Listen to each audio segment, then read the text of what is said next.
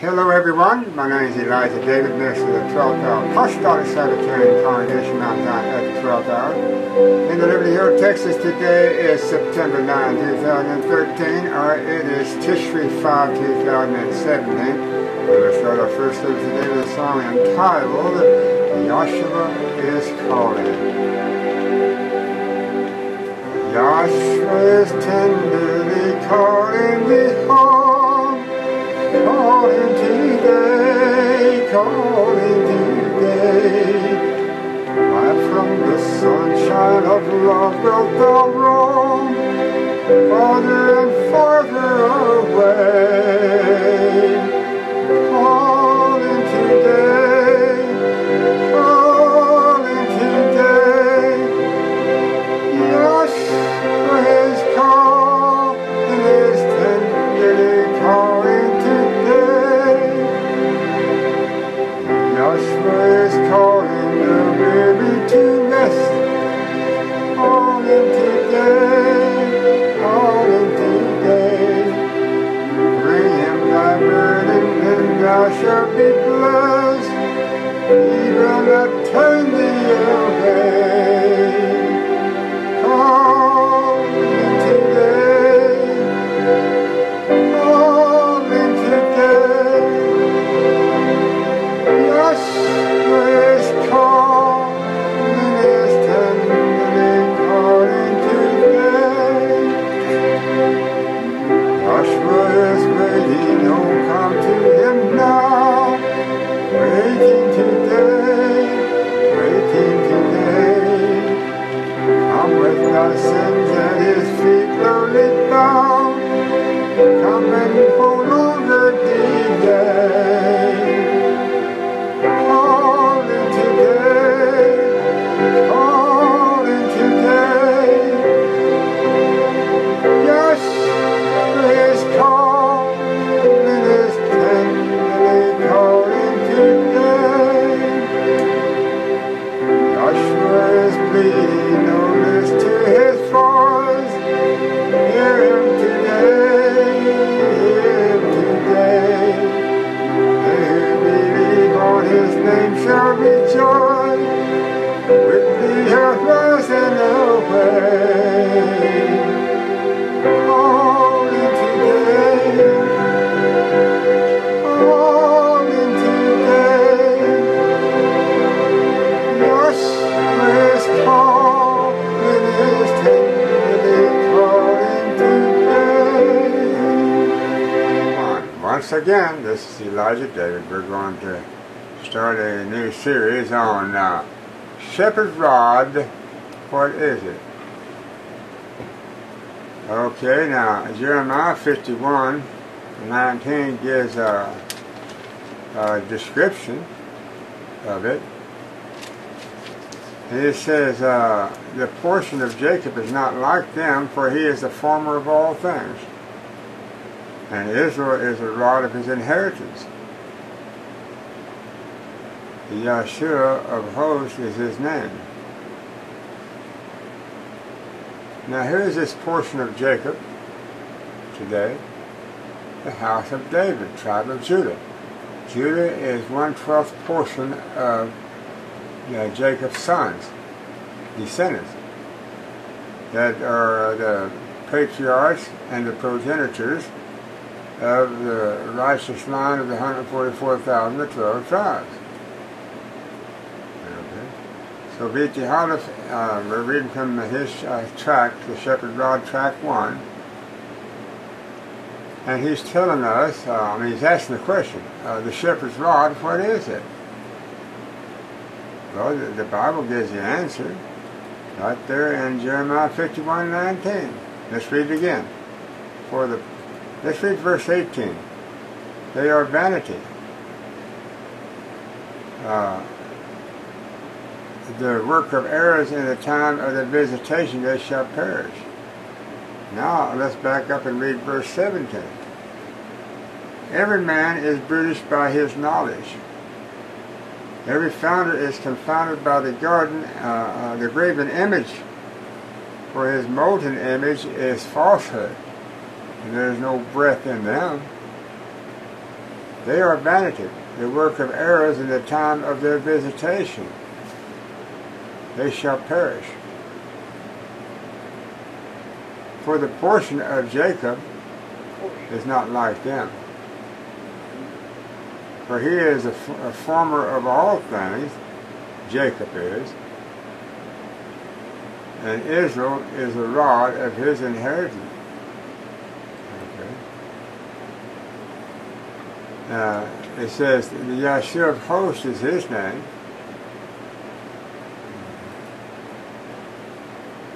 Then this Yahshua of hosts, in verse 20, he goes on and says, "Thou art my battle axe and weapons of war. For with thee will I break in pieces the nations, and with thee will I destroy a kingdom. And with thee will I break in pieces the horse and his rider, the chariot and his rider,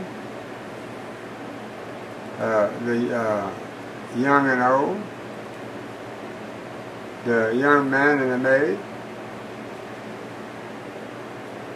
the shepherd and his flock, the husbandman and his yoke of oxen, the captains and rulers." Verse 24, "And I will render unto Babylon and unto all the inhabitants of the Chaldea all their evil that they have done in Zion," the true assembly of Israel, representing the kingdom of heaven here on earth. Now Zion, the 12th hour, is a representative of the kingdom of heaven here on earth. Okay. It says, "that has done evil in your sight," saith the Yahweh. Okay, we'll begin our reading. Let's just begin our reading now from the Shepherd Rod Tract, number 1, by the Big T. Holler. I don't have, yeah, we have a date here. This Shepherd Rod Volume 1 was copyrighted in 1930, and the Shepherd Rod Tract number 1 was condensed in 1945, 15 years later. Very comprehensive, very instructive, and very informational. Now, I'll have another scripture I want to read to you before I start my study. I almost forgot that one. It's in Micah 6:9. It says, "Hear ye, the man of wisdom shall see thy name. I hear ye the rod and he hath the point." Let's see if I can find it right quick. It says, the Yahweh's, the Yahshua's voice crieth unto the city, the house of Israel. The spiritual house of Israel. Today the city would be the Adventist church. And the man of wisdom, he says, "The man of wisdom shall see thy name. Hear ye the rod and who hath appointed." Now I showed you that name in Jeremiah 51:19. The name started off being Jacob. He overcame fully, and he got his name changed to Israel, and Israel has stood today. It only applies to the overcomer in Israel. Okay. So the Yahshua's voice crieth unto the city, and the man of wisdom shall see thy name. So somebody that's going to be living, he's going to see thy name. Hear ye the rod and who hath appointed. Now in this case, that name is a branch. Okay. So now we're going to do the shepherd rod now.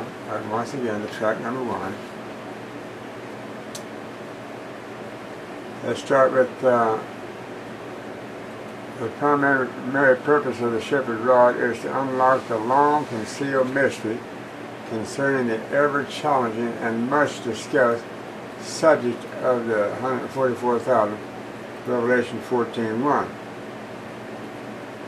with the central object in the view of the bringing about among Elohim's people that thorough reformation foretold by the spirit of the prophecy, testimony volume 8, page 251.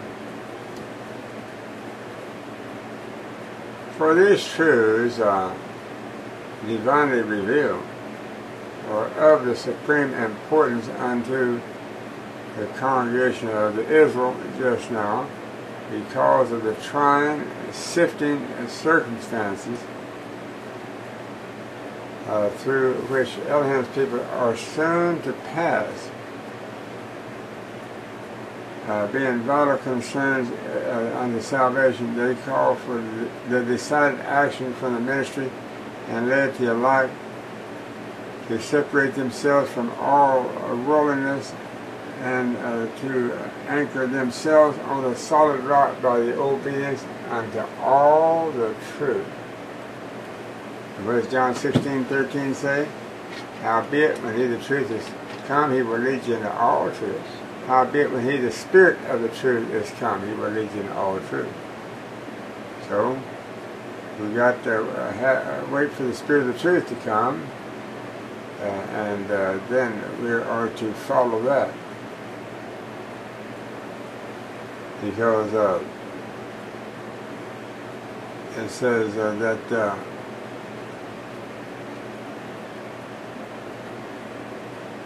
being vital concerns with salvation, they call for the decided action from the ministry and laity alike to separate themselves from all worldliness and to anchor themselves on the solid rock. In order to anchor yourself on the solid rock, you have to turn from all worldliness by the obedience unto all the truth known in the Seventh-day Adventist Church, and all of the later present truth that has been revealed through her daughters, if they ever escape the forthcoming truth that is to take every sinner. Now, the Adventist Church, I've told you before, has two daughters, the Shepherd Rod and the Branch Davidians, it's Kermit. But I'm going to have to back up a little bit on that one and tell you that the Adventist Church has one daughter. And that she's always had only one daughter. And that daughter was identified by being the Shepherd Rod from 1930 to 1970 with V.T. Harloff as the head of it. Now, the branch that I joined in 1970 came out of the rod. The rod gave birth to the branch. So now the Isaac branch that was born in 1970 from the rod movement is a daughter of the rod. So the Adventist Church has a daughter, the Shepherd Rod, and then the Shepherd Rod has a daughter. So the Adventist has a daughter and a granddaughter. But she's only identified through the allegory and the parable and the prophecies as just having one daughter. And now if you want to call the Branch Davidians a second daughter, then that would be a younger daughter. But the thing is, the family tree shows that there's three parts to the growing up of the family tree for Israel. That is, Jesse is the root of it, and the stem. That's the father of David. So today, the Adventist Church gave birth to the antitypical Davidian, Shepherd Rod, in 1930. So then she must be the mother. And that's her first child, Shepherd Rod. All right, we're going to continue now with this service. We're going to continue on page 5.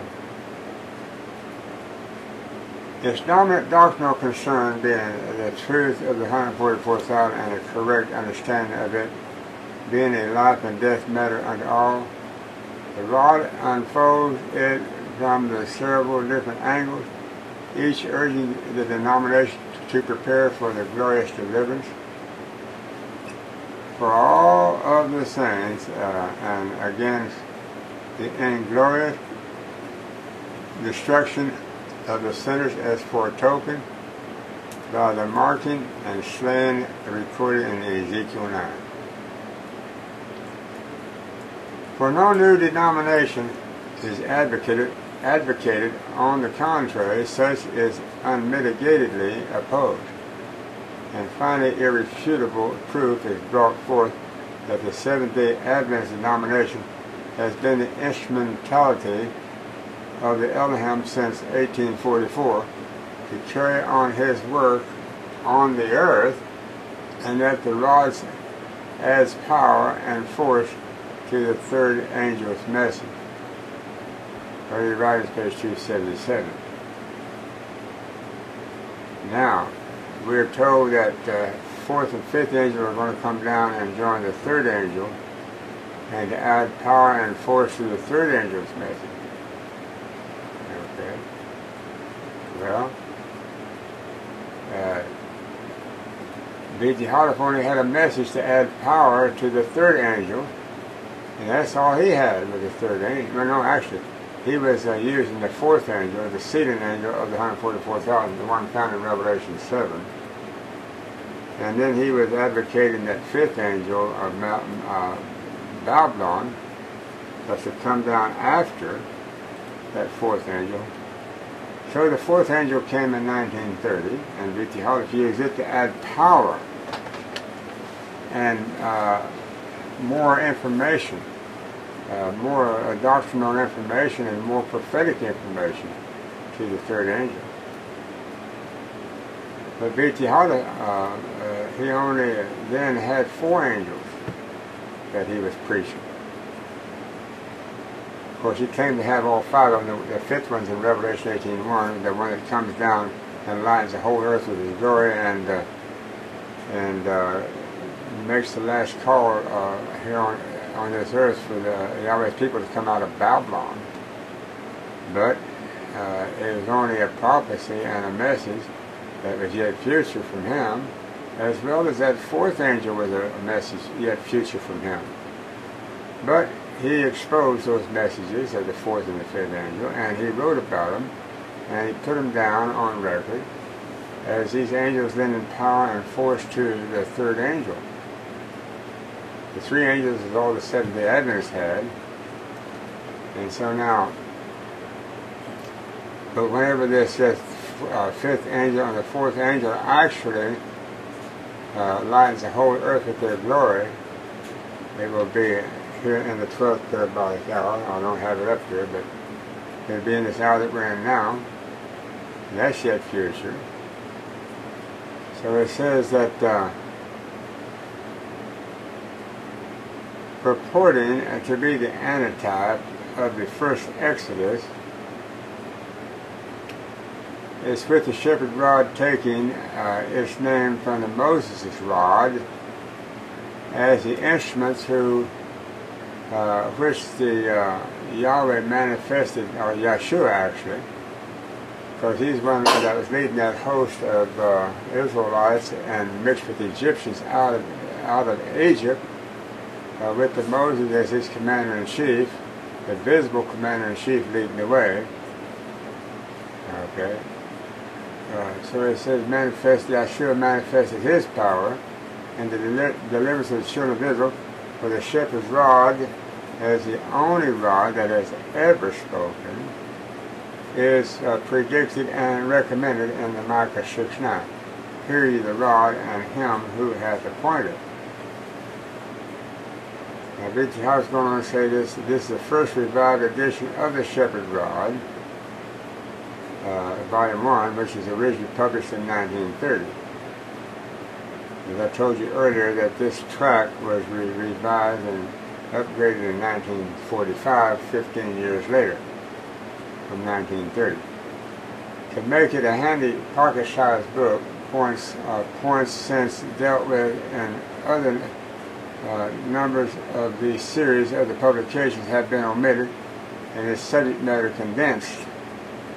In compliance with the Yahweh's command, we should now, with open ears, hear the rod's message that is going to bring you and bear you the information concerning of the sealing of the first fruits, 144,000.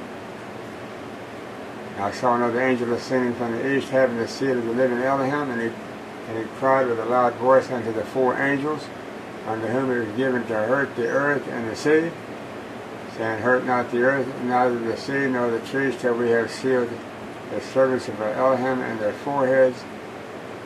And I heard the number of them which were sealed, and there were sealed 144,000 of all the tribes that sealed of Israel. Revelation 7:2-4. For the mystery concerning the sealing of the 144,000 is probably pure unto any vexed Bible subject. Theory has crowned a theory only the more to mystify and confuse the truth of it, for no Christian denomination seems to have escaped the controversy which is giving rise unto many divergent views, has only increased the rift in the Protestant loot. This has been exceedingly regrettable, and very much the more so among us as the Seventh-day Adventists. Look at this. Richie Hollifer included himself with a Mother's Church, Advent, saying, I'm a branch Davidian, Seventh-day Advent, but we're all Adventists together, and this is true. So he's including himself when he uses that pronoun us, which is inclusive of the Adventists and the Davidians, as being one in purpose and message, if you will. For long ago the messenger of the Yahweh admonished us to strive with all the power of the Yahweh that the Yahweh has given us to be among the 144,000. Okay, so that's taken out and then graciously placed in our hands the necessary knowledge for the time then present as to when and where, why, and what the sealing is. Ellen G. White is the one that give that admonition in Review and Herald of March 9, 1905, when she says, strive with all your heart to be among the 144,000. Okay. Now keep in mind that the Adventists have already been cut off by 1890. And Ellen G. White had this vision 15 years later, to strive with all your heart to be among the 144,000. Who was she talking to? She was talking to Judah, because Judah then came on the scene, a daughter, one of the portion of the 12 tribes out of the Adventist church. And actually, no, Judah didn't come out of the Adventist church. But the Adventists only represented 10 tribes in 1890 when they were cut off. And they rejected Jones and Wagner and that message sent from heaven, with the Ellen G. White's endorsement that these are messages of the Yahweh, and they have an additional message, what we've already heard. Receive these men, believe their message, and we'll be in the kingdom by 1890. Well, the Adventists turned that down. They rejected the messages of Jones and Wagner, which entitled Righteousness by Faith, and are continuing to investigate what righteousness by faith and what. They would have found out that it'd be righteousness by faith in the blood of the Yahshua. But they didn't want no part of it. So the Adventists, the 10 tribes, the antithetical 10 tribes, were cut off in 1890. What happened to them? Well, in the type, they went into captivity among the Assyrian, the Gentile nations just north of them. Okay. So now, the Adventists then have become assimilated into the Gentile world, just like it was in the type. Now,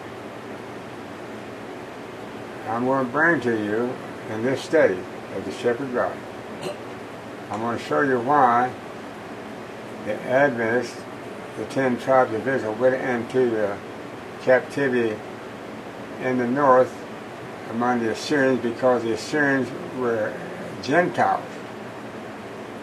They weren't heathen. Well, yeah, they were heathen. They were heathen Gentiles.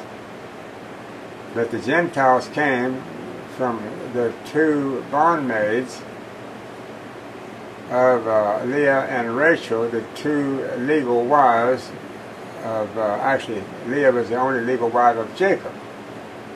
So the Gentiles came from Bilhah and that other bond lady that was servants to Leah and Rachel.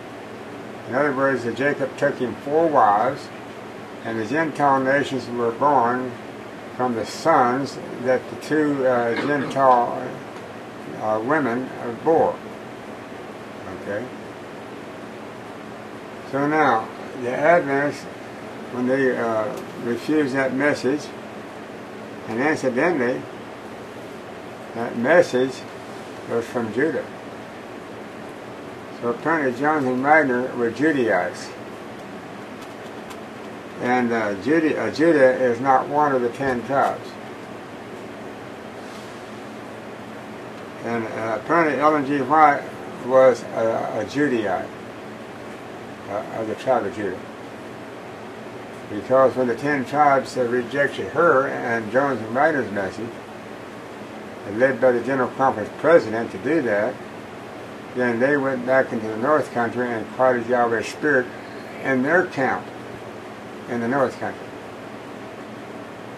And I have a chart with that chariot doing that, with that chariot doing that. Okay. Now, so what happened? There's a prophecy in Ezekiel 4 that says Ezekiel lays on his right side then for the iniquity of the house of Judah for 40 years, 1890 1930. So now, I told you 1905 is when Ellen G. White wrote this, admonition to strive with all your heart to be among the 144,000. Yeah. When the 144,000 comes forth, they would have gathered then into their ranks the remnants of the 10 tribes out of the northern country, meaning that they're going to have Gentiles mixed among them, of those remnants. And then they will have gathered Judah and Benjamin, the 2 tribes in the south. Okay. So now it says, for this sealing of the servants of the Elohim and the Yahweh revealed is the same that was shown unto the Ezekiel in the vision. Testimonies Ministry 4:45. Read Ezekiel 9. Okay. Now, in the amplification of the subject, the messenger wrote, especially in the closing work for the Seventh-day Adventist congregation, which is the spiritual Israel of today. And remember, Israel belongs to the 10 tribes in the north. Judah belongs to the 2 tribes in the south, by name. Okay. So now, when Ellen G. White saw that in the vision, Testimony Ministry 4:45 about Ezekiel 9, she wrote about it, and I'm going to go ahead and now read it to you. And in the amplification of the subject, Ellen G. White wrote, especially in the closing work for the Seventh-day Adventist congregation. Now this is inclusive of Judah. Now, as I told you before, B.T. Heller connected us, the shepherd rod, with the Seventh-day Adventist church. So now, and the rod represents Judah. So now, it says, and especially in the closing work for the Seventh-day Adventist church. That closing work took place with Brothers W. Johnson. And in 2002, at Carmel, Texas, with the 3rd feeding pastor for the Adventists and named Gilead Center. That he was the angel of the 7th candlestick in charge of that movement and of that church. Ironically enough, Brothers Johnson named his movement, or the name of his church, in 1970 when he started his movement, and I have the tract here with on the front of the tract. He says, 11th hour Adventists. He says our name is 11th hour Adventist Remnant Church. Okay? Or he says 11th hour Adventist. He said we are the 11th hour Adventist Remnant Church. So, V.T. Brother Johnson stayed right in tune with the truth. V.T. Hollis said we're Davidian Seventh-day Adventists, and Brother Johnson said well, we're 11th hour Seventh-day Adventists. Okay. Especially in the closing work for the congregation, and I believe Brother Johnson gave that title to his movement under the inspiration of the Almighty. And Job 33:8 says, but there is a spirit in man, a spirit. And the inspiration of the Almighty giveth them understanding. Well, I believe that inspiration of the Almighty gave Brother Johnson definite understanding on what he was doing in 1970. Clear on up to 2002, even though I say he gave him understanding, he gave him his messages with inspiration and he wrote them. But he didn't understand it. I'll clear it up that way. Especially in the closing work for the congregation in the sitting time of the 144,000. This is the only reason why I still talking to the Adventists, or about the Adventists. The sitting time of the 144,000 who are to stand without fault before the throne of Elohim, where they feel most deeply the wrongs of the Elohim's professed people. Testimony volume 3, page 266. Accordingly, the marking takes place in the Seventh-day Adventists, now that's inclusive. Now this is inclusive now of her daughter. Well, it's just called, she has two daughters, really. Even though the second one had to wait for the first one to be born, the shepherd rod, from 1930 to 1970, and then the second daughter was born to the Adventist Church 1970 with the name of Gilead Center. Okay. Accordingly, the marking takes place in the Seventh-day Adventist congregation because Brother Johnson was the last representative of the Seventh-day Adventist congregation by virtue of him being the angel of the seventh candlestick, Laodicea, with that title, Laodicea. That's what linked him to Mother as being the last link for the Adventist Church. And whatever Brother Johnson ended up doing and decisions he ended up making, that's the way the church would go. And he made the wrong decision, and that's where the church went with him. The whole Adventist movement, the whole Shepherd Rod movement, the whole Branch Davidian movement, all went with him to the South Country, Egypt, and that's where they retired. That's where they're at today. And in the amplification of the subject, Ellen G. White wrote, especially in the closing work for the Seventh-day Adventists in the sitting time of the 144,000 who are to stand without fault before the throne of the Yahweh, where they feel most deeply the wrongs of the Elohim's professed people. Now I'm going to do that again. Will stand at fault before the throne of the Yahshua. Luke 1:32. Luke 1:31 and 32. And behold, thou shalt conceive in thy womb, and bring forth a son, and shalt call his name Yahshua, and he shall be great, and shall be called the Son of the Highest. And the Yahweh Elohim shall give unto him the throne of his father David. And he shall reign over the house of the Jacob, which, inclusive of all the 12 tribes today, would be the 144,000. Okay. And of his kingdom there shall be no end. And of his kingdom there shall be no end. Alright. Now, what does that tell us? Ellen G. White didn't know. She called it the throne of God. Here when she says 144,000 are to stand without fault before the throne of the, I'll put my word in there that belongs, the Yahshua the Son. And that's what throne is that? That the throne of Yahshua's earthly father David. There it is, right there. Luke 1:31-32 bears it out. Will they feel more sleepy the wrongs of Elohim's professed people? And that's found in Testimonies by Ellen G. White, Volume 3, page 266 and 267. Now, I want to say something here. That these 144,000 are not standing before that throne in heaven. They're standing before that throne here on earth. I'll tell you that right now. Okay? Accordingly, the marking takes place in the congregation because of the abominations practiced in her midst. Hence, the removal of those who foster the abomination is her closing work, not the world's closing work. With this key knowledge in the hand, the congregation was to have gone on enlightenedly with the progress of the truth. Okay, now truth is progressive. Well, it says in Proverbs 4:18, for the path of the just is as a shining light that shineth more and more unto the perfect day. So what do you do when you get on the path? You just stand there and sit there and don't go nowhere? What are you doing on the path? You're moving forward. You're putting one foot in front of the other. And if you're justified by His blood, then you're on your way to Mount Zion. Okay.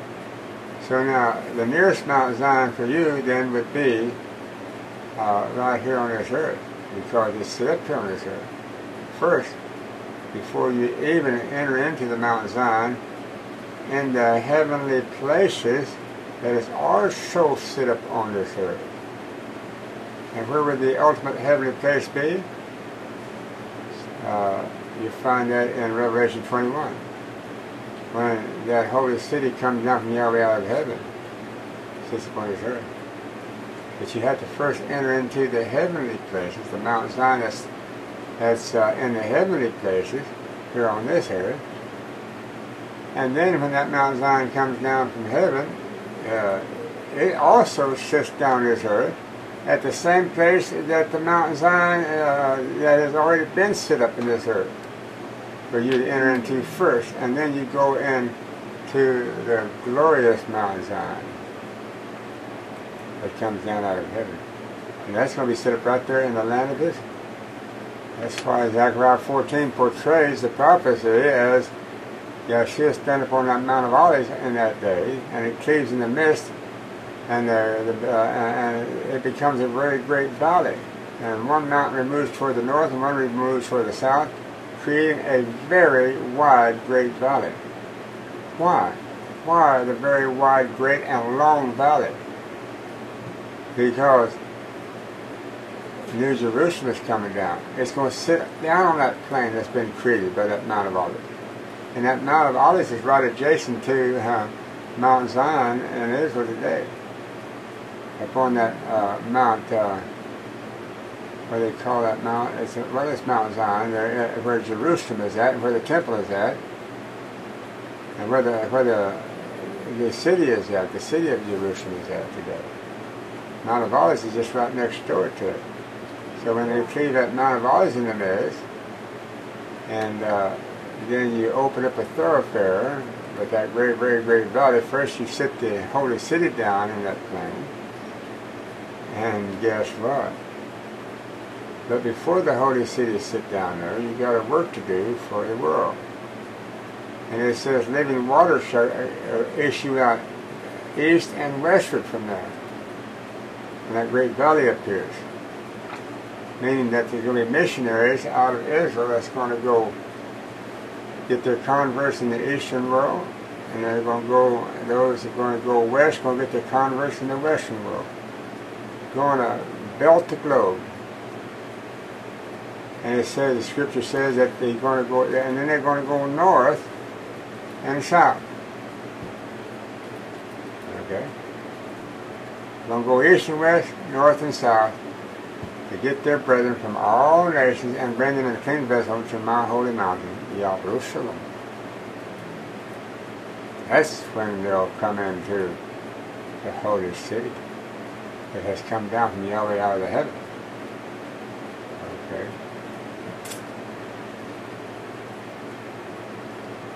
So it goes on to say, accordingly, I'm continuing on reading from the Shepherd Rock Tract. The marking takes place in the Seventh-day Adventist congregation, inclusive of her two daughters, the rod and the branch Davidian. Remember, the rod is only called Davidians, but the younger daughter is called branch Davidian. Okay, and the reason it's called branch Davidian because the birth of the branch message took place in 1970 at the same time that Gilead's son was born, with Willis Johnson being the firstborn to inherit the leadership of that movement. Okay, practice in her midst. Hence, the removal of those who foster the abomination is her closing work, not the world. With this key knowledge in the hand, the congregation of the Seventh-day Adventists is to go to work on enlightenedly with the progress of the truth, and at the appointed time being able for the unlocking of the mystery. What mystery? That's been hid from the foundation of the world. Paul talked about this in Ephesians chapter 1, 2, and 3. To the Gentiles. He talked about this to the Gentiles. But there's more than just that one mystery. There's several mysteries that has to be unlocked. There's quite a few mysteries that has to be unlocked, matter of fact. Because in Jeremiah saw this. In Jeremiah 33:3, he says, Jeremiah says, call unto me, and I will answer thee, and I will show you great and mighty things thou knowest not. And then John the Revelator was shown one of these great and mighty things here in Revelation 10, about 4, where he was shown the seven thunders. And John was about to write, he was all prepped to write the information. Seven thunders was introduced to him, but then the angel said, no, don't write it. Don't write it. Don't write anything about it. But John saw the messages that the seven thunders had. He saw the messages. But the angel told him not to write it. Showing that those seven thunders, when they utter their voice, they have seven messages. Now let's read that. Let's go and hurriedly turn to Revelation 10. Let's see if about verse 4 is where we start. And when the seven thunders, there you are, seven thunders. Now John the Revelator saw seven thunders that is to be unveiled, and there's seven messages. And we haven't even heard and knowing what the first messages of those seven thunders are, folks. And I will say one thing, unless you understand the message that the seven seals have, and each one of those seals have a message of its own.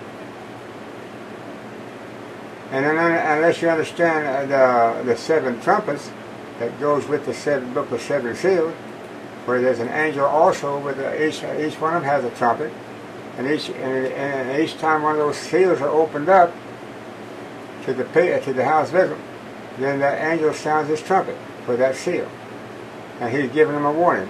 Understand what's in this seal, so you can move on. Okay? Now folks, I'm telling you what, the plot thickens. And Yahweh has raised me up to this hour.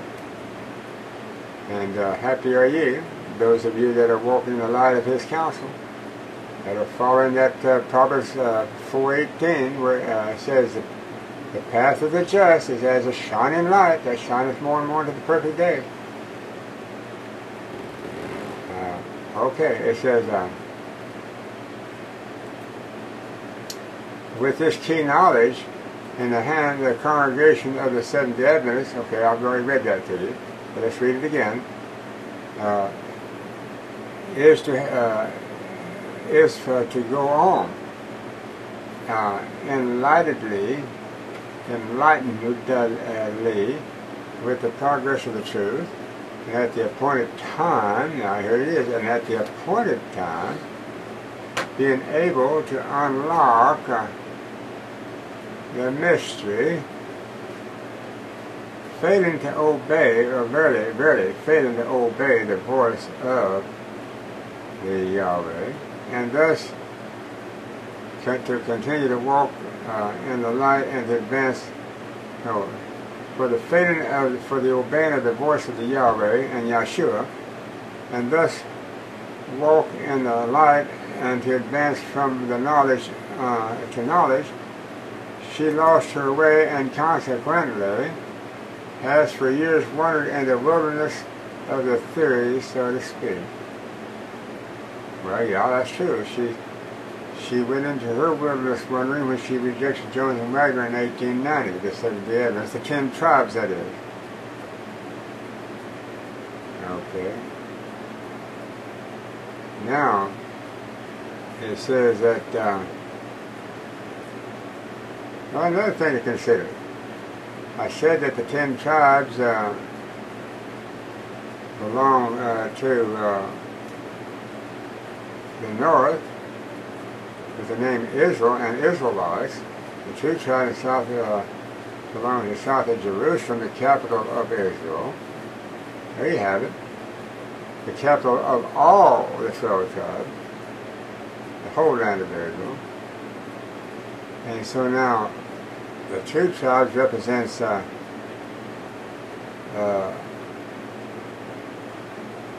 doubt Judah and Benjamin. Benjamin was the son of Rachel, the second wife of Jacob. All right, let's go on. And the subject becomes present truth. It says now, it says, obviously not, but only until the Yahshua himself should unroll the scroll. Or let's back up a little bit. And while she was in the confusion on the subject, the Spirit of the Truth pronounced silence on it, then to be eloquence. She's talking about Ellen G. White. Was told not to give any more new light to Adventist Church once they rejected that message in 1890. But eloquence for how long? Okay. Forever? Obviously not. But only until the Yahshua himself should unroll the scroll and the sealing commence, and the subject become present truth, then silence could no longer be eloquence. In fact, not even possible.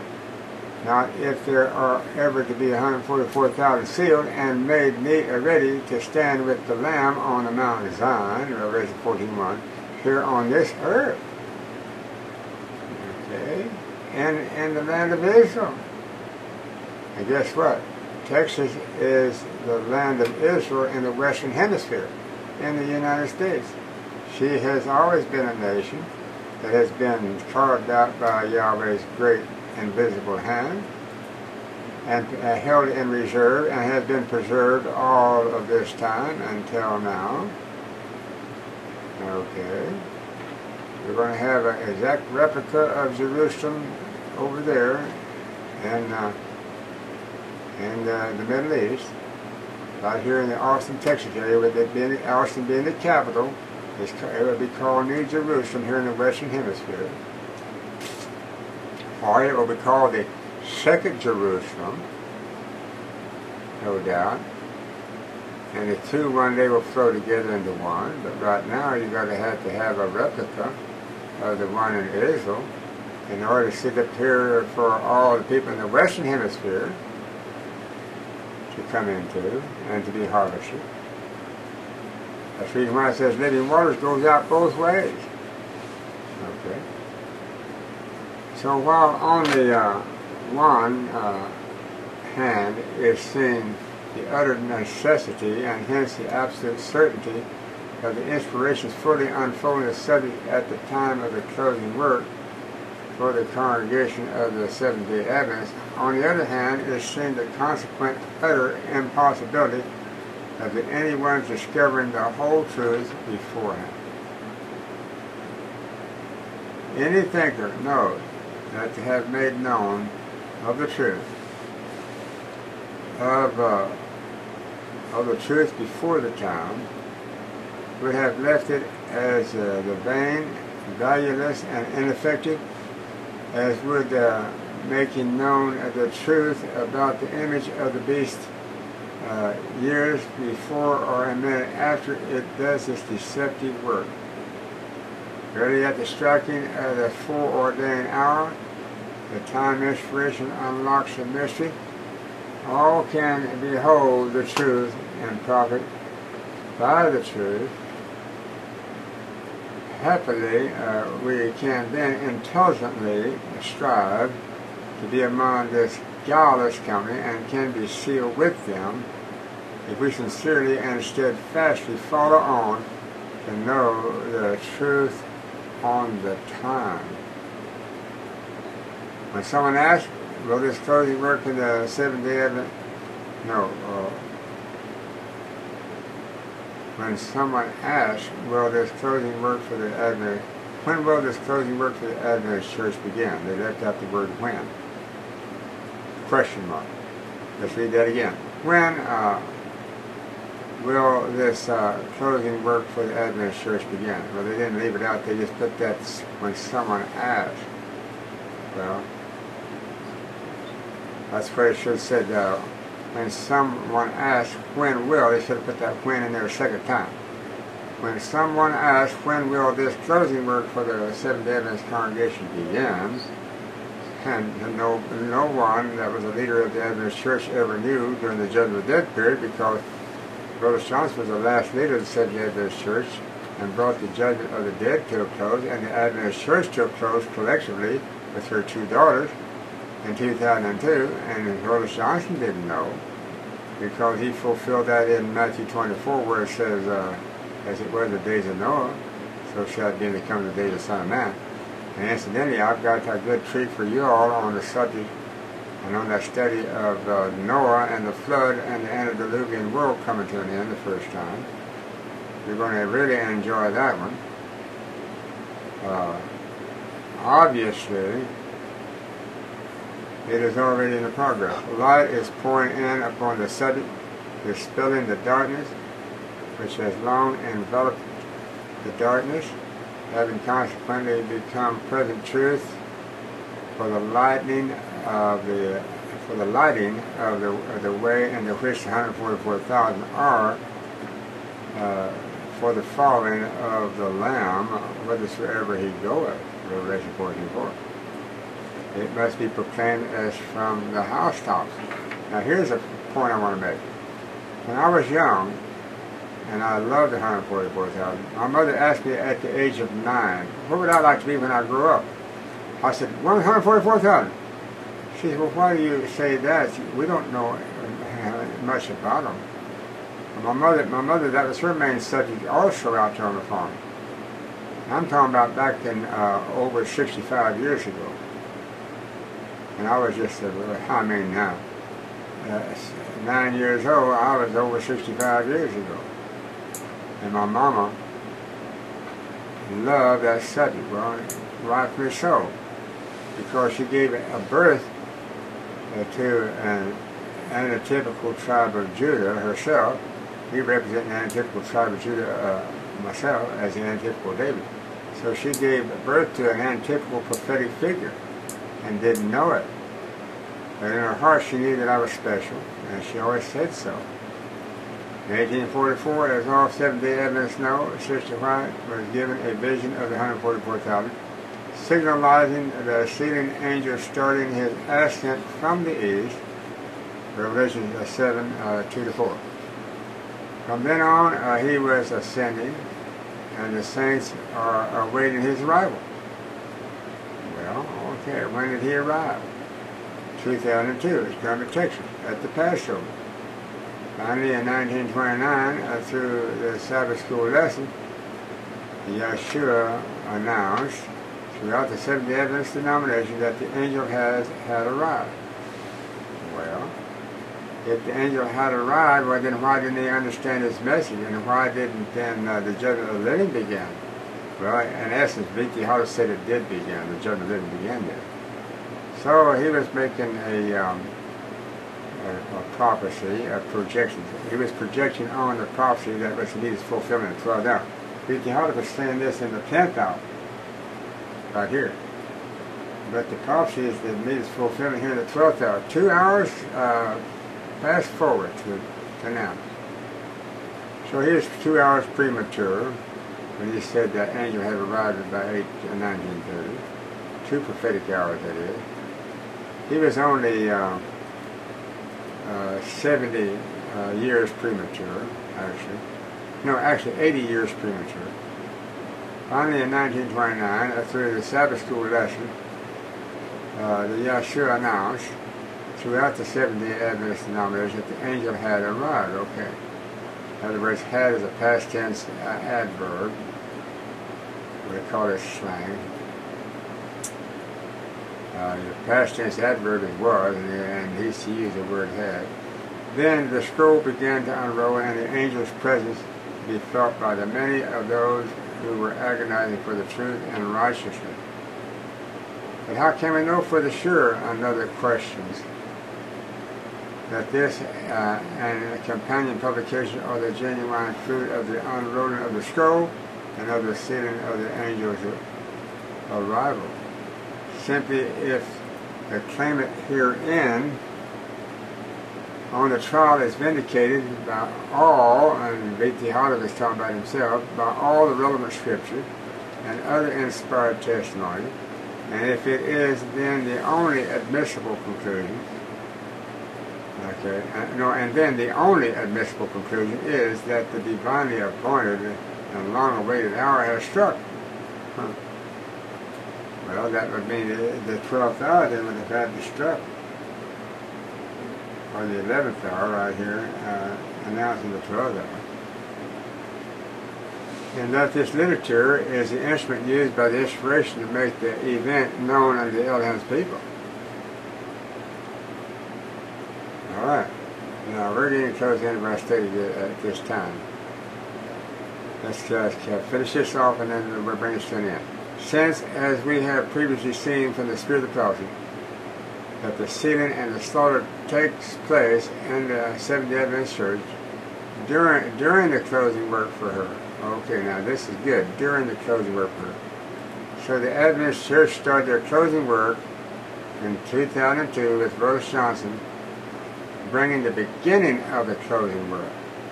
The Adventist Church had a 7-year closing work. Ezekiel 9 is a 7-year period, because she is the one with the 7th seal that opens up the judgment of the living, and so she has the 7th seal. I know the half-hour silence goes with the 7th seal, and the half-hour silence mathematically equates into a 7-year period. Okay, and so the half-hour silence then belonged to the sealing work, Ezekiel 9:44,000.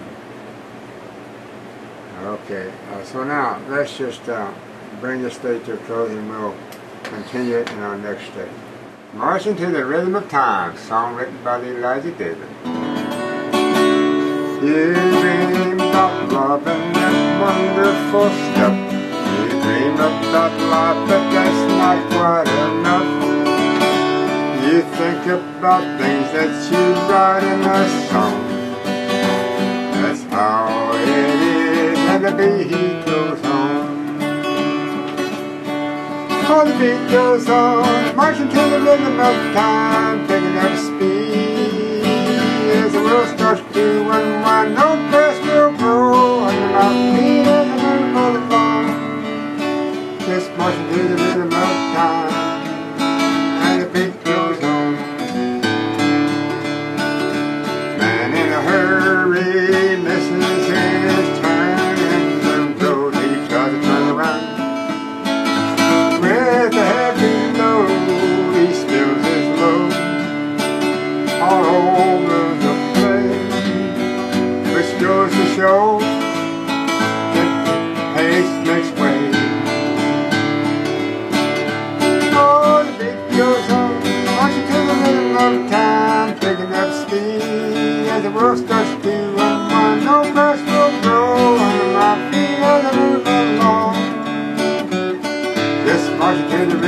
time, and the beat goes on.